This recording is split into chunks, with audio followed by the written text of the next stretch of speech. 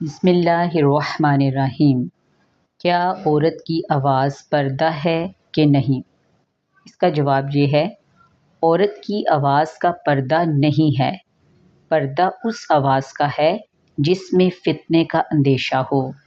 بھلائی کی بات چاہے مرد کی ہو چاہے عورت کی، اس میں کوئی پردہ نہیں ہے۔ پارہ نمبر 22 سورہ احزاب کی آیت نمبر 32 میں ارشاد باری تعالیٰ ہے، یا نساء النبی لستن کاحد من النساء ان اتقیتن فلا تخضعن بالقول فیطمع الذی فی قلبہ مرض وقلن قولا معروفا۔ اے نبی کی بیویوں، تم عام عورتوں کی طرح نہیں ہو۔ اگر تم پرہیزگاری اختیار کرو بس تم نرمی سے بات نہ کیا کرو کہ کوئی شخص بیجا لالچ کرنے لگے جس کے دل میں روگ ہوتا ہے، اور بات وہ کہو جو بھلائی والی ہو۔